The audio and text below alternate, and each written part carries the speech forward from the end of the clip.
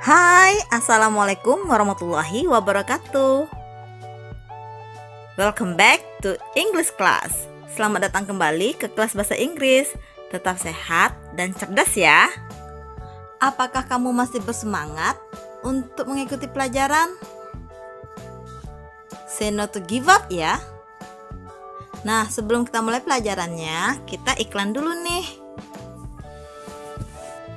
Jagalah dirimu dan keluargamu dari virus corona dengan melakukan langkah-langkah sebagai berikut. Yang pertama, makanlah makanan bergizi seimbang seperti nasi, sayur, ikan, buah-buahan, dan ditambah dengan segelas susu. Yang kedua, rajinlah berolahraga. Jadi selama kamu berada di rumah, kamu harus tetap berolahraga ya. Kamu bisa melakukan senam sederhana atau senam-senam kecil bersama anggota keluargamu di rumah. Ingat, di rumah, bukan di rumah tetangga ataupun di rumah yang lainnya. Yang berikutnya ialah rajinlah mencuci tangan. Jadi kamu mesti rajin mencuci tanganmu. Minimal kamu harus mencuci tanganmu selama 20 detik. Gunakanlah air mengalir dan sabun ketika kamu mencuci tanganmu. Cuci yang bersih ya setelah kamu memegang benda-benda tertentu. Oke, berikutnya ialah jangan lupa untuk menggunakan masker. Ups, bukan masker yang itu, tapi masker yang ini ya. Masker yang kamu gunakan adalah masker yang dapat menutupi mulut dan hidungmu ketika kamu berada di luaran. Ingat, ketika kamu di luar, kamu harus menggunakan masker. Hal penting berikutnya ialah jangan lupa memperbanyak minum air putih. Ups, bukan yang itu ya, tapi yang ini, air putih yang sudah dimasak. Selain memperbanyak minum air putih, kamu juga harus mensuplai dirimu dengan memperbanyak memakan vitamin, terutama vitamin C dan vitamin D. Berikutnya ialah jangan lupa untuk menjaga kebersihan rumah. Karena rumah yang bersih akan tetap membuatmu sehat selama kamu berada di rumah. Selain menjaga kebersihan rumah, kamu juga harus tetap ada ya di rumah. Jangan pergi kemana-mana selama wabah ini berlangsung. Dan yang terakhir ialah jangan lupa berdoa. Karena bagaimanapun kita harus tetap berdoa meminta perlindungan kepada Yang Maha Kuasa. Semoga kita tetap berada dalam perlindungannya. Amin ya rabbal alamin.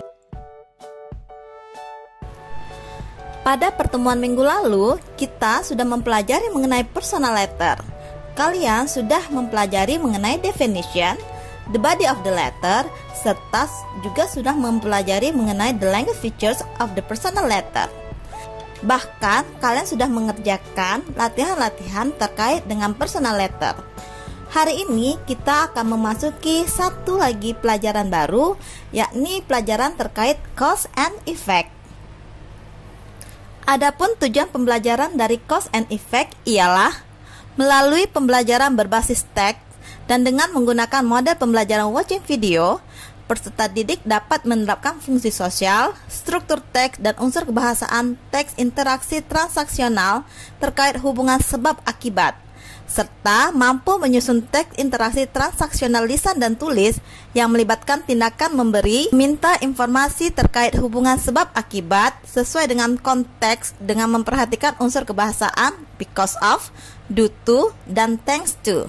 Cause and effect termasuk ke dalam logical connector. Apa itu logical connector? What is logical connector? Logical connector is a connector to two ideas that have a particular relationship. Artinya ialah logical connector merupakan sebuah konektor yang menghubungkan dua ide yang memiliki hubungan tertentu. Sebenarnya ada banyak sekali jenis-jenis dari logical connector. Dan cause and effect merupakan salah satu jenis dari logical connector tersebut. Jenis-jenis dari logical connector atau tipe-tipe dari logical connector dapat kalian lihat dari tabel berikut ini.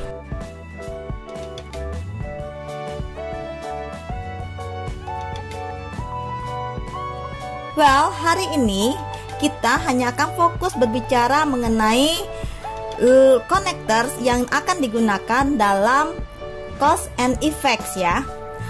Ada 3 connectors yang biasa digunakan untuk menyatakan cause and effects. Yang pertama adalah because of, kemudian ada due to, lalu thanks to. Bagaimana ya cara membedakan penggunaan dari because of, due to, dan thanks to? Untuk mengetahui jawabannya, maka perhatikanlah penjelasan berikut ini. Kita mulai dari due to ya. Due to merupakan adjektif yang berfungsi menjelaskan benda. Ketika kalian ingin membuat kalimat dengan menggunakan due to, maka kalian bisa membuatnya dengan 2 cara. Yang pertama, dengan pola adjective phrase plus to be plus due to plus noun or noun phrase. Example, his frustration is due to the broken car. Mari kita lihat penjelasannya. His frustration ini merupakan adjective phrase. Di sini ia berfungsi sebagai subjek. Kemudian is pada kalimat tadi itu merupakan to be. Kemudian due to pada kalimat ini merupakan cause and effect connector. Lalu the last is the broken car. Maaf ya, bukan broken cars tapi broken car.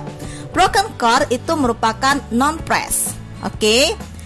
Cara yang kedua yang bisa kalian gunakan ketika kalian ingin menulis kalimat dengan menggunakan due to ialah dengan pola sentence plus due to plus noun or noun phrase. Contoh kalimatnya ialah he was frustrated due to the broken car. Mari kita lihat penjelasannya.